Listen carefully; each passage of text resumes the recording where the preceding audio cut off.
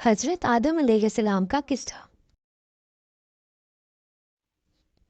तर्जुमा। और जिस वक्त तेरे रब ने फरिश्तों से फरमाया कि बेशक मैं ज़मीन में अपना एक नायब बनाने वाला हूँ, तो इस पर फरिश्तों ने अर्ज़ किया कि ए हमारे रब, क्या तू ऐसे शख्स को नायब बनाएगा जो ज़मीन में फसाद करेगा और होंडेजी करेगा, हालांकि हम तेरी हमद के साथ तेरी खूबी और पाकीज़गी बयान करते रहते हैं। अल्लाह ताला ने फरमाया कि जो मैं इसमें मसलिहत जानता हूँ वो तुम नहीं जानते। यहाँ पर फरिश्तों के कलाम का मकसद एतराज़ करना बिल्कुल ना था, बल्कि हिकमत मालूम करना था कि अगर इस नौए इंसानी की तख्लीक का मकसद अल्लाह ताला की इबादत है, तो हम तो दिन रात आपकी इबादत और तस्बीह में मशगूल रहते हैं, तो आप ये काम हमसे लीजिए। नौए इंसान की तख्लीक में मसलहत ये थी कि अल्लाह ताला इससे बाद में अम्बिया कराम अलैहिस्सलाम को पैदा फरमाएगा और इसके अलावा शुहदा को और सालिहीन को भी पैदा फरमाएगा। तो अल्लाह ताला ने हज़रत आदम अलैहिस्सलाम को कुछ अशिया पेश फरमाए और बतौर इल्हाम आपको उन तमाम चीज़ों के नाम, काम, सिफ़ात और उनके बारे में तमाम इल्म सिखा दिया। कहा जाता है कि वो चीज़ें वो थीं जिनके बारे में तमाम इंसान आपस में जानते हैं, मसलन आसमान, समंदर, इंसान, जानवर, घोड़ा, गधा वगैरह वगैरह।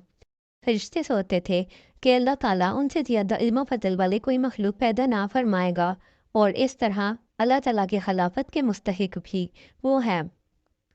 तो इस पर अल्लाह ताला ने तमाम चीज़ें फरिश्तों के सामने पेश करके उनसे फरमाया कि अगर तुम अपने इस ख्याल में सच्चे हो कि तुमसे ज़्यादा इल्म वाले कोई मखलूक नहीं और खिलाफत के तुम ही मुस्तहिक हो, तो इन चीज़ों के नाम बताओ। क्योंकि खलीफा का काम अख्तियार इस्तेमाल करना, कामों की तदबीर करना और अदल इंसाफ करना है, और ये इसके बगैर मुमकिन नहीं कि खलीफा को उन तमाम चीज़ों का इल्म हो जिन पर उसे अख्तियार दिया गया है और जिसका उसे फैसला करना है।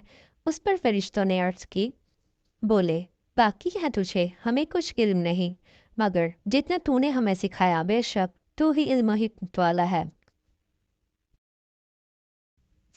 इल्म की बना पर आदम को फजीलत।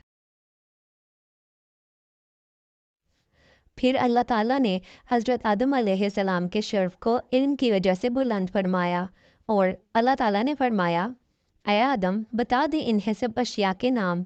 तो जब हज़रत आदम अलैहिस्सलाम ने उन्हें सब अशिया के नाम बता दिए, तो हज़रत आदम अलैहिस्सलाम के इल्मी फजलो कमाल को देखकर फरिश्तों ने बारगाह इलाही में अपने इज़्ज़ का एतराफ़ किया और इस बात का इजहार किया कि उनका सवाल एतराज़ करने के लिए बिल्कुल ना था, बल्कि हिकमत मालूम करने के लिए था। और अब उन्हें इंसान की फजीलत और उसकी पैदाइश की हिकमत मालूम हो गई है, जिसको वो पहले ना जानते थे। तो इस पर अल्लाह ताला ने फरमाया कि मैं जानता हूँ आसमानों और ज़मीन की तमाम छुपी चीज़ें, और मैं जानता हूँ जो कुछ तुम जाहिर करते हो और जो कुछ तुम छुपाते हो। यहाँ पर फरिश्तों ने जो बात जाहिर की थी वो ये थी कि अल्लाह ताला की खिलाफत के मुस्तहिक वो खुद हैं, और जो बात छुपाई थी वो ये थी कि अल्लाह ताला उनसे ज़्यादा इल्म फ़ज़ल वाली कोई मखलूक पैदा ना फरमाएगा। फरिश्तों को आदम को सजदा का हुक्म। हज़रत आदम अलैहिस्सलाम के जिस्दे हाकी में रूह फूंकने के बाद अल्लाह ताला ने तमाम फरिश्तों को हुक्म दिया कि वो उसे सजदा करें, क्योंकि यही वो जिस्दे हाकी है जो ज़मीन पर उसका नायब और खलीफा होगा। तो तमाम फरिश्तों ने तमील इरशाद की, लेकिन इज़ाज़ील ने, जो इस वक्त फरिश्तों का सरदार था, इनकार कर दिया और वो सजदा करने वालों में शामिल ना हुआ। उस पर परवरदिगार ने फरमाया, ए इब्लीस, तुझे क्या चीज़ माने हुई कि तू सजदा करने वालों में शामिल ना हुआ? तो इब्लीस ने कहा कि मैं इसको सजदा नहीं कर सकता जिसको आपने खनखनाते सड़े हुए कारे से पैदा फरमाया। मुझे आपने आग से बनाया है और उसको मिट्टी से, इसीलिए मैं इससे अफजल हूँ। यहाँ पर शैतान ने गरूर किया और हज़रत आदम अलैहिस्सलाम को सजदा करने से इनकार कर दिया। तो परवरदिगार ने फरमाया कि निकल जा तू, बेशक तू मरदूद है और क़यामत तक तुझ पर लानत रहेगी।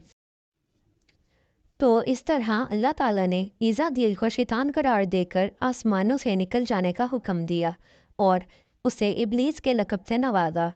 इब्लीस ने तौबा और नदामत की बजाय अल्लाह ताला से इस्तदाब की कि अगर आप क़यामत तक मुझे मोहलत दें تو میں کچھ کے سوا تمام بندوں کو بہکاتا رہوں گا اور دائیں سے بائیں سے آگے سے اور پیچھے سے غرض ہر طرف سے آؤں گا اور اس کی اولاد کو گمراہ کروں گا، اور تو ان میں سے اکثر کو شکر گزار نہ پائے گا۔ تو اس پر اللہ تعالیٰ نے فرمایا، جا یہاں سے چلا جا، جو شخص ان میں سے تیری پیروی کرے گا تو تم سب کی جگہ جہنم ہے، اور وہ پوری سزا ہے، اور ان میں سے جس کو بہکا سکے اپنی آواز سے بہکاتا رہ، اور اپنے سواروں اور پیادوں کو چرا کر لاتا رہ، اور ان کے مال اور اولاد میں شریک ہوتا رہ، اور ان سے وعدہ کرتا رہ، اور شیطان جو ان سے وعدہ کرتا ہے سب دھوکہ ہے، اور جو میرے مخلص بندے ہیں ان پر تیرا کچھ زور نہیں، اور اے پیغمبر صلی اللہ علیہ وآلہ وسلم تمہارا پروردگار کارساز ہے۔